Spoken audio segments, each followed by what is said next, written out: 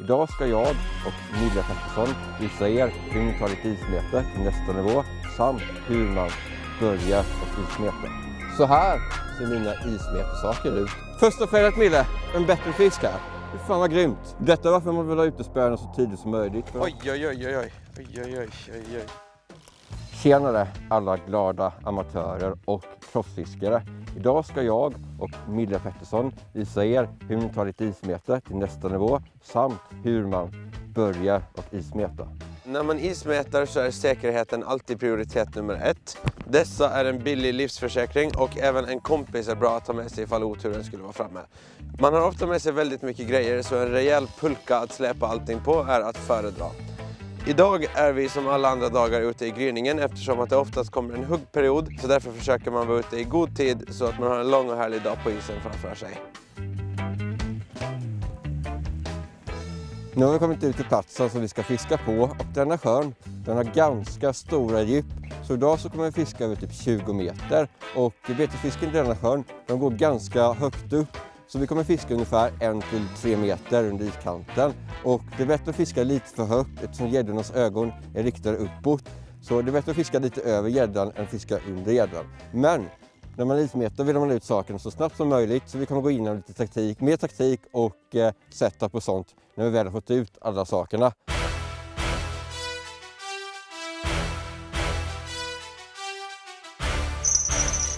Första felet Mille, en bättre fisk här. Fy fan vad grymt. Den är bra alltså. Den är grov. Titta på den. Fan alltså, den är fin. Den är rätt så grov alltså. Alltså titta på gäddan. Det är säkert en 8 kilos. Den är fin början alltså. Grym start på dagen. Detta är varför man vill ha utespärna så tidigt som möjligt. För ofta så hugger de i gryningen. En fin, jättefin fisk. Vi har inte ens fått ut allting innan. Nej, vi har fått ut fem spön. Och första riktigt grymma gäddan ser ut så här.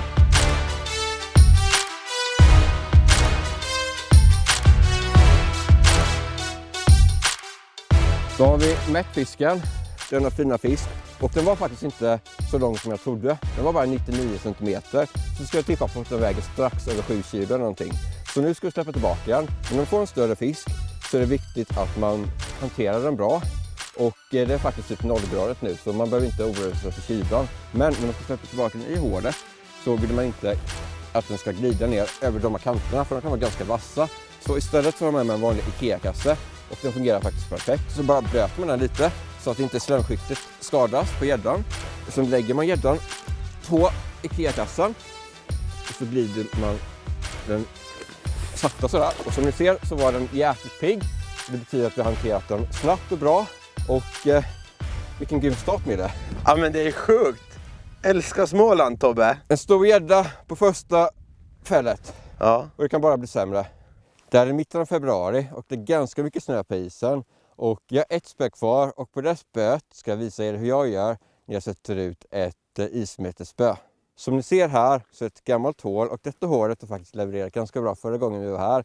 Så då är det bara för mig att sparka upp det.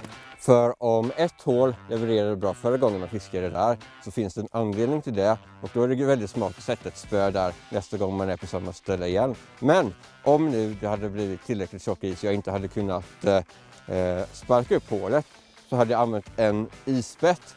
För med ett isspett så kan man göra större hål än om man använder ett borr. Och borret använder jag av lite tjockare is. Just nu så är det kanske 10 cm is här. Om det skulle vara typ över 15 cm då hade jag använt ett handborr eller ett motorborr istället. Så här ser mina ismetersaker ut och spöet det sitter i en specialgjord spöhållare för att jag vill ha spöet att det ska komma ovanför isen så det inte kommer vatten i den. Och spöet är 3 fot och soft och jag tycker om att ha ganska korta spön för när man fightar en fisk så vill man komma nära hålet. Dessutom så är de väldigt enkla att transportera. Och rullen, det är en vanlig multiplikatorrulle för jag tycker om väldigt lätta saker och den väger typ ingenting. Och för en senare fäll så har jag gjort en specialbyggd vippa med bjällror som låter när fisken tar betet. Och sen så en svart pingisboll när det är snö på isen och en fluorescerande orange pingisboll när det är blank is och solen skiner. Och så längst upp så har jag en skotteklämma och på den så sätter jag fast linan. Och linan som jag använder är 0,38 mm nylon. Och jag har nylon eftersom med flätlina så går den lättare sönder mot iskanten. Dessutom, om det är lite kallare så kan man ha en antifrysplugg här som bara häller i lite droppar sprit i så fryser inte hålet. Och här så har jag ett bly som är 8 gram, perfekt.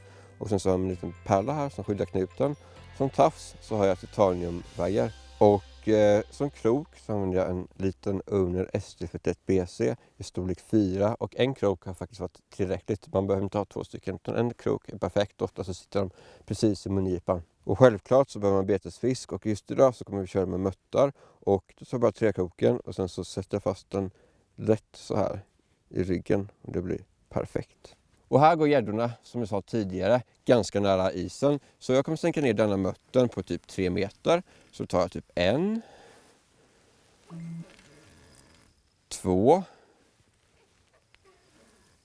3 någonting. Det blir perfekt.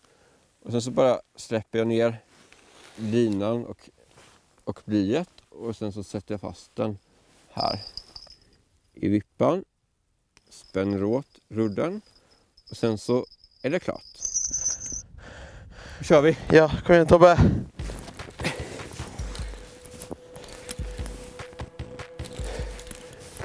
Det är en okej fisk tror jag. Hur fan var den tog lina alltså? Det känns bra Ville. En okej fisk. Ja, vi hoppas på det. Den tog lina. Så det är viktigt att inte linan skrapar upp mot iskanten. Så då får man ta det försiktigt här. Oh, jävlar! Det är typ lika stort som förra. Ja, det är sant. Det är sjukt. Eller det är inte sant snarare. Oh jävlar! Tobbe! Ah! Vi har just nu fått ut alla spön och så. Så fäller det. Och den skapar den typ en 6 kilos. Ska vi se om jag kan fixa den. Där. Där har vi den. Där. Det är en fin fisk. Ja, en jättefin fisk. Det är helt, Grymt, de är så vackra de här gäddorna. Bra snitt då. Grymt alltså. Vi har precis satt ut alla spöna. Fått en 6 och en 7. Nice, nu har jag lite foton på denna.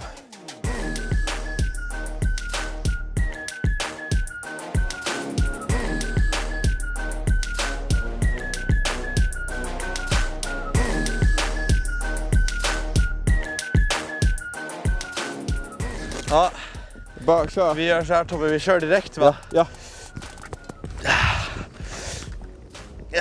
Är det någonting att ha? Jag tror att den är lite mindre än de förra. Men man behöver inte göra ett dåligt mottryck för det. Den är nog ganska liten. Ja. 5 typ.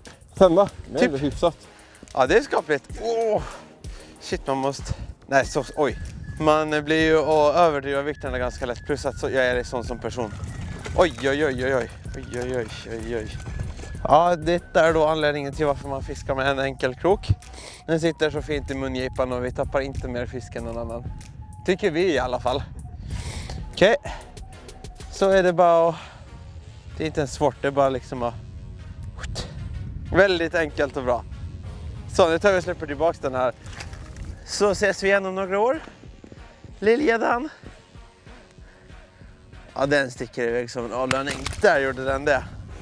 Vad gör man inte för de här småländska gäddorna. Så, on to the next one. Ja, vad händer nu då? Jag är på väg att hämta en ny mört här. Och sen 30 sekunder senare drar det på en igen. Ja, det är svårt att klaga. Så smackar vi på, va, Tobbe? Kör! Ja, är det något att ha? Nej. Mjuka spön. Ja, det är sjukt. Vi har 3 spön nu som står origgade. Ja. Oj. Och även denna gång sitter gäddan helt perfekt. Precis som mungipen. Smack. Jajamän. Behöver inte ens ha Så tång. bara tar man ut den sådär. Detta är lite riskfyllt, men man måste våga ta lite risker ibland också. Så, grymt. Då släpper vi tillbaka den här lilla madonnan.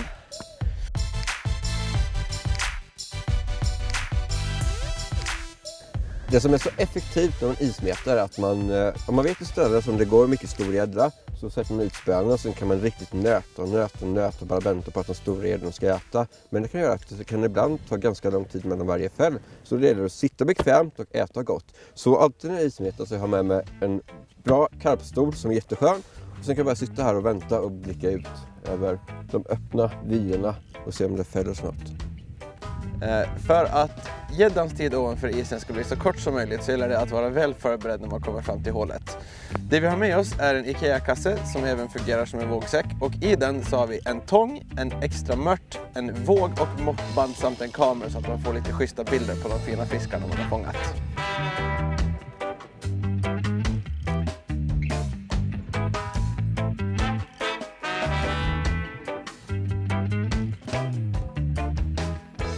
Just nu är jag väldigt glad över att jag har denna karpstolen, för vi har suttit här i denna karpstolen sedan klockan 11. Vi hade ju jättebra fiske på morgonen, men efter klockan 11 dog det helt alltså. Vi har inte fått ett enda fäll sedan dess. Så nu sitter vi bara här och fortsätter att blicka ut över vyerna och så bara hoppas att vi kommer få ett tillfälle, och det fället är den stor.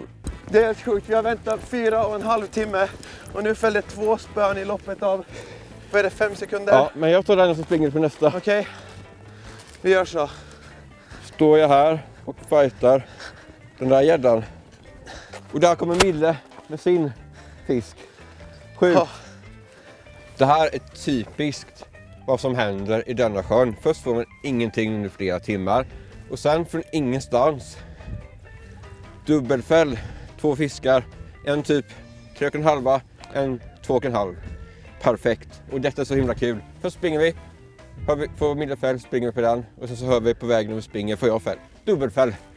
Fy fan vilka grymma fiskar. Och nu när det väl börjar hugga så är det viktigt att vi snabbt får i saken igen, för det kan vara en huggperiod. Så nu kommer jag släppa i fiskarna. Och sen så kommer jag och Mille ta varsitt spö. Gå tillbaka, hämta varsin mött. Och sen så hej då med dig, och sen så hej då med dig också. Och sen så ser vi snabbt till och agna på de här spöna igen. De här 2 sista gäddorna vi fick nu så är ett skönt bevis på att det kan löna sig att sitta kvar och frysa de där extra timmarna. Lika gärna hade de där gäddorna kunnat vara riktigt stora, då hade det varit ännu mer värt det. Nu är vi mycket nöjda och glada över dagen, och jag hoppas att i alla fall ni som inte har varit ute och ismäta nu förut att testa på det, för det är riktigt roligt och ett effektivt sätt att få stor gädda. Tack för att ni har tittat, glöm inte att prenumerera och gilla filmen. Ciao!